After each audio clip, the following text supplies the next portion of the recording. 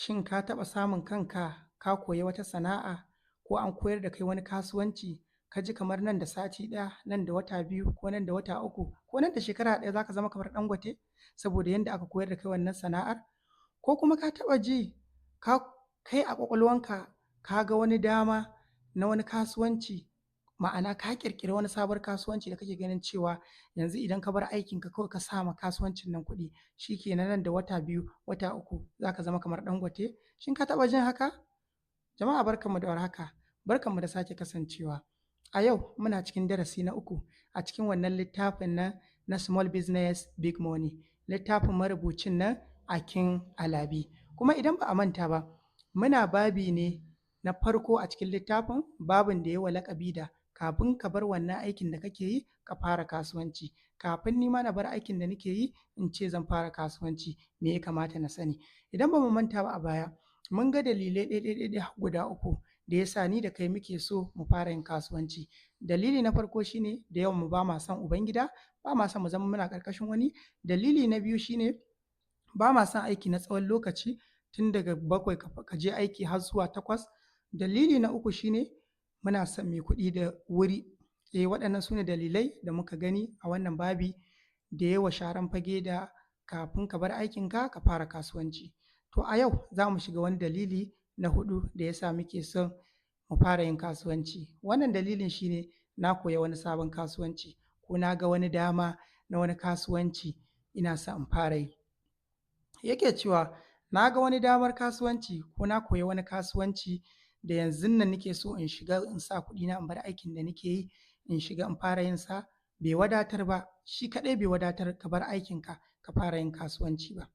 Wato da yake so ya bayanin wannan gaɓar sai ya kawo labarin wani wanda aka ce ya biya kuɗi a koya mai yadda ake haɗa sabulai. Wato a tallan sabulan, mai haɗa sabulan yake gaya mai cewa idan ka biya kuɗin haɗa sabulun nan za a koyar da kai yadda ake haɗawa. To yanzu a Najeriya muna da mutane miliyan 250, kuma aƙalla a cikin waɗannan mutanen miliyan 250 aƙalla mutane miliyan 150 kullum sai sun yi wanka. Kuma da me suke wanka? Da sabulu. To idan a cikin waɗannan mutanen miliyan 150 kashi ɗaya daga cikinsu bayan ka gama ka koyi yadda ake haɗa sabulun nan, idan za ka iya siyar ma kashi ɗaya, wato idan kashi ɗaya daga cikinsu za su iya siyan sabulunka, to shi kenan ka zama mai kuɗi. Saboda menene? Ka zama ma miloniya. Saboda me? Kashi ɗaya na mutane miliyan 150 shi ne mutane miliyan 1.5, that is miliyan 1.500,000.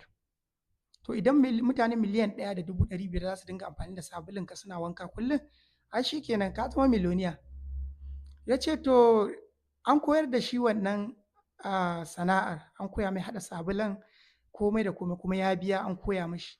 To amma matsalan shi ne an siyar mai da cewa kowa na wanka a Najeriya, kusan kowa na wanka, mutane miliyan 150 na wanka, kuma idan zai iya siyar ma kashi ɗaya a cikinsu ya zama miloniya.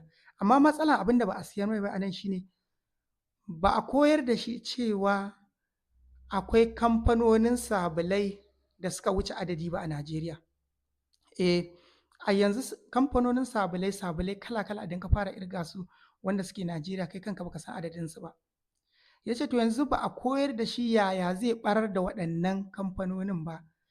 Ta yaya yanzu ya yarda da cewa kusan kowa na wanka, to amma yanzu ya za a yi kai ka ɗauko sabulunka, ta yaya za ka iya gamsar da mutane su bar sabulun da suke wanka da shi su yi amfani da sabulunka su fara yin wanka? Ta yaya kake ganin za ka gamsar da mutane wannan? Yanzu wani na amfani da Dudu Osun, kawai sai ka ce mishi ai ya amfani da sabulunka ya bar Dudu Osun. Ta yaya kake ganin za ka gamsar da mutane su bar amfani da sabulun su yi amfani da naka? Ya ce to an siyar maka da abin da ake cewa business idea ne.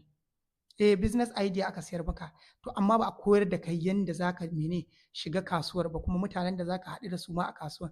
Ya ce an gaya maka waɗannan manya-manyan kamfanonin da kake gani suna yin sabulai suna inda suke ne yau saboda kawai sun iya haɗa sabulai? Ya ce ba wai don sun iya haɗa sabulai ba ne kaɗai, akwai wasu karatun a ƙasa. Ya ce to yanzu ka gamsar da mutum ya daina amfani da abin da yake amfani da shi ya fara amfani da naka, shi kanshi wani abu ne. Ya ce to da wannan ne za ka fahimci cewa maganar ka ga wani sabon kasuwanci ko an siyar maka da wani sabon kasuwanci da kake son ka fara yi, bai isa ka bar aikin da kake yi ka zo ka fara yin kasuwancin ba. Ya ce babu laifi ka koyi wani abu kuma ka ce kana so ka gwada. Ya ce abu ne mai kyau, amma ya ce ka riƙe wannan aikin da kake sai ka dinga gwada wannan abun kaɗan kaɗan, kasuwancin kaɗan kaɗan, kana faɗi kana koya, kana faɗi kana koyo, a hankali a hankali har ka koyi wasu karatun da ake son ka fahimta. Amma kawai a siyar maka da cewa ai kowa na amfani da sabulu, ko a koya maka wani abu a nuna maka cewa kawai da an yi kaza kawai za ka ga har ka yi kuɗi. Ya ce ha sai dai in ka shigo. To wannan shi ne dalili na uku da ya sa muke son mu fara yin kasuwanci ni da kai, wato mun ga wata dama ko mun ga wata kasuwanci, mun ga wani ƙirƙirarren kasuwanci da muke so mu fara. Ya ce to wannan kaɗai bai isa ka bar wannan aikin da kake yi ba ka ce za ka shigo yin kasuwanci. Akwai wasu abubuwa da kake buƙatar mene ka sani. To a nan zan bar mu. Ga wanda suke son su dinga ganin bidiyoyi na akan sharhin littattafai, akan zantuttuka na masu hikimar magana, kar su manta su je YouTube channel ɗina Jikan Fulani, su yi subscribing, za su dinga ganin full bidiyoyi na a gurin. Su je manhajar TikTok a Jikan Fulani _1 shi ma su yi following, insha Allah za su dinga ganin bidiyoyi na. Mu haɗa darasi na gaba.